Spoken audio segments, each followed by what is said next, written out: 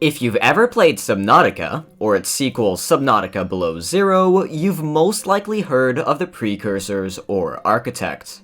The ancient species of spacefaring aliens that have built multiple facilities across planet 4546b. But what exactly are they? Why did they come to this planet? And most importantly, what happened to them? Today, I'll be answering to all these questions. First of all, for clarification, the aliens, Precursors, Architects, and Almanac are all synonyms. Precursors was the term used to designate the aliens in the early stages of development for Subnautica. In the full release, they refer to them just as the aliens. And Almanac was used in the development of Below Zero, and later changed to the Architects, which stayed in the full release. The Architects is an in-game name given by Altera to the aliens. It is not known whether or not that's the actual name of the race, but that's how we're going to refer to them in this video. That said, let's answer the first question. What exactly are the Architects? Architects are a race of hundreds of billions, if not trillions of aliens, far more evolved than humans. When they started exploring other inhabited planets, they began mixing the DNA of the species they studied with their own, to optimize the Architect's physical form, also called vessel's efficiency. Although they most likely used to be a fully organic species, they gained the technology to add mechanical and digital materials to themselves, making them biotechnology and cybernetic hybrids, the approximate equivalent of cyborgs. During their explorations, they mixed a total of over 20 different DNA sources, and their vessels resembled centaurs, non-bipedal beings. Architects are fast-grown from organic seeds and implanted with data and cybernetic parts in fabrication facilities. They can do this thanks to them having the means to transfer their data patterns between members of their species, somewhat like a networked telepathy. This network allows them to acquire perfect memories of knowledge they gain, and communicate exactly what they're thinking to other individuals. This made talking primitive to them, because it limited what they were trying to express. All this made their scientific endeavors accomplished much more smoothly.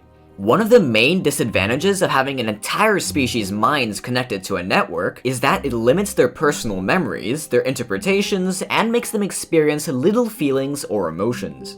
To them, individuals may operate in the best interest of the collective or against it, nothing in between. That said, they do have ceremonial artifacts that could have even been religious, making them more than just robots. In case of disaster, they can back up and store their data patterns in data hubs located in sanctuary sites for later retrieval once the disaster is over. The intelligence in storage maintains consciousness throughout the storage period. Since the Architect network is constantly updated, it's recommended not staying in a sanctuary site for a long period of time, to avoid making the Architects incompatible once they get out. Architects don't have the need to breathe, eat, or drink, meaning they're entirely fed by sustained electrical energy. As long as they can shift themselves into another body, they cannot truly die. Though it is presumed, Architect bodies are only capable of living several hundred years, as shown with a biological history of an Architect downloaded from one of their data terminals. An Architect aged 96 is considered fairly young, and can live a total of over 700 years. Other than their network and complex body, the Architects have many other technologies, like advanced nanobots, robots, advanced elevators, energy fields, spaceships, and various tablets used to grant security access and storing relevant data. Oh yeah, and massive guns that can shoot down spaceships, but we'll come back to that later. They also have teleportation technologies, like their own phase gates, which allows them interstellar, possibly even intergalactic travel, warp gates, miniature versions of phase gates, which allows them to teleport medium-range distances, and the Architect vessel that is capable of teleporting or blinking short distances. The method is probably a scaled-down version of the teleportation gates and is most likely powered by their heart, a particularly complex centerpiece of their vessel. Most, if not all, Architect technologies are created from a fundamental biomechanical building block, similar to the Architect body, making it possible for them to integrate with their ships and other devices. These devices and technologies are mostly powered by thermal energy and ionic energy, like ion cubes, which are seemingly grown artificially from large emeralds. The cubes are treated to remain in a stable state despite the huge ionic energy contained within, equivalent to 5 kilotons of TNT. That's a third of the energy of the atomic bomb dropped on Hiroshima. Large ion cube deposits drop 3 to 12 ion cubes. That's 15 to 60 kilotons of TNT, 1 to 4 times as strong as the Hiroshima bomb. Now that we have discussed the architects and their technologies, let's talk about their story. Firstly, an interesting fact regarding the architects is that they visited Earth and studied humans. It is possible that the architects came to Earth in the 4th century BC and influenced the development of ancient Chinese philosophy. This can be explained by the striking resemblance of an ancient alien carving to the old yin-yang symbol. The architects' bodies also resemble the centaurs of ancient Greek mythology, but they have not been confirmed to be one of the same. Another interesting fact is that the architects have a translation device containing several ancient Earth languages. And lastly, the architects have acquired a 13th century earthen blade speculated to be Mongolian, and could belong to Genghis Khan, founder and first emperor of the Mongol Empire. It is not said whether the architects visited Earth in the 13th century or took it from a later time. Although the architect's language is far different to regular English, your PDA could translate it fairly easily, which could indicate that some ancient Earth languages were actually based on the architect language. Since the ancient carving, the translation device, and the ancient blade are all contained in cases displayed in a similar fashion to a museum, it could be that the architects obtained these artifacts from other species they've studied on different planets. In spite of its intricate design, the insistence of incorporating biological components exposes the architect body to the possibility of disease, which came to be a big flaw causing the downfall of their civilization.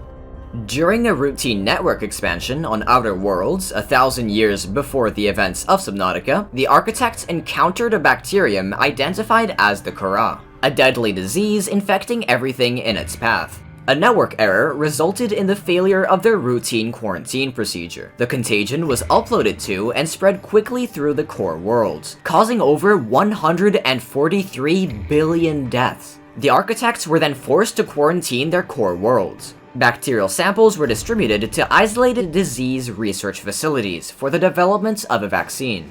The architects sent a research team on a mission led by Ao-An to search for a cure to the Kharaa on planet 4546b. There, they set up multiple facilities, sanctuaries, cabling structures, vents, satellites, and a phase gate. One of their installation hubs was located in the crater of an enormous dormant aquatic volcano. Another was located in an icy, snowy region of the planet, also known as Sector 0. The architects harnessed the thermal energy of the planets in thermal plants and was used to power their systems and fabricate ion cubes. They also started fabricating and deploying self-warping quarantine enforcement units, also known as warpers. Lifeforms similar in many ways to the architect vessel, capable of teleporting short distances. They were deployed to prevent breach of the bacterium on the planet. The architect also built a quarantine enforcement platform that would target all incoming and outgoing crafts, to prevent the spread of infection off-world. It is thought that as a last resort, the architects would have used the Doomsday device to destroy the planet along with most of its solar system. Due to a malfunction, the device became unusable. The architects began studying hundreds of species on 4546b, and sought an extensive knowledge of the planet's ecosystem. They stumbled upon an indigenous Leviathan species they named Sea Emperors that could produce a unique substance referred to as Enzyme 42. Enzyme 42 restrains the symptoms of the Kharaa bacterial infection in other indigenous organisms. A 1600-year-old Sea Emperor was captured and contained in a purpose-built habitat, named the Primary Containment Facility for further study. The architect researchers went to great lengths to provide for the lifeform's environmental needs, including the construction of multiple underwater vents and pipes used to allow oxygen-rich water from multiple biomes to be pumped into the Sea Emperor Leviathan's aquarium, and the import of interdependent flora and fauna via an on-site warp gate. However, its health quickly deteriorated. Luckily, the architect found 7 eggs laid by the Sea Emperor. and juvenile emperor specimens produce a highly potent form of enzyme 42. Problem was, due to the hatching conditions not being met and the eggs taking hundreds or even thousands of years to hatch, the architects would have to wait a long time for even the slightest progress, and they didn't have that kind of time. This forced them to find a way to speed up the hatching process. They first cut open one of the eggs and removed the fetus for study, and began intense research on hatching conditions and genetic variations between parents and child. The Sea Emperor Leviathan tried to communicate with the architects using its own telepathy, attempting to tell them that its children could not be forced from their eggs, and they must hatch when ready. The architect, not being able to hear the message, took and studied a second egg. At around this period of time, the Sea Emperor managed to train peepers to use the pipe system, through which the peepers deposit flora seeds into the aquarium and collect small amounts of enzyme 42. They then go back to the surface and distribute the enzyme. This process is the sole reason that some life has managed to survive on the planet. Since sea dragons and sea emperors are genetically quite similar, Al-An came up with the idea of incubating sea dragon eggs to speed up their hatching. After having taken some of the eggs and experimented on them in the disease research facility, the eggs' parents came back looking for them. On its way, the sea dragon impacted one of the exterior anchor cables of the facility, causing it to sink. The sea dragon died of head trauma soon after. Breaches were detected in Containment Unit 7, containing the sea dragon eggs. The Kharaa had been unleashed. This was followed by the immediate initiation of the Specimen Destruction Protocol. During the elimination of the 314 specimens, the staff architects evacuated to off-site sanctuaries to keep themselves safe for the time being. Al-An, the head of the mission, stored himself in a containment cube data hub in 4546B's Sector 0. That done, the planetary quarantine protocol was initiated.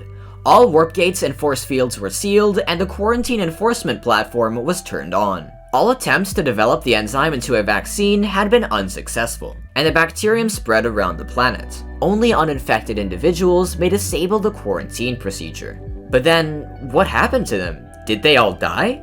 Unless some other team of architects found a cure to the Kharaa on another planet, the remaining architects are likely still in sanctuary sites, waiting for the disaster to be over. The sanctuary sites still need to be powered, so if they're not, they would shut down, which was the case for multiple sanctuaries on 4546B. That said, we're gonna have to wait for the next Subnautica game to have a clear answer. Okay, so that's it for this video. Be sure to like and subscribe. And if you guys have any questions regarding the timeline of Subnautica or lore-based questions in general, be sure to leave them in the comments. See you guys in the next video, and have a nice day.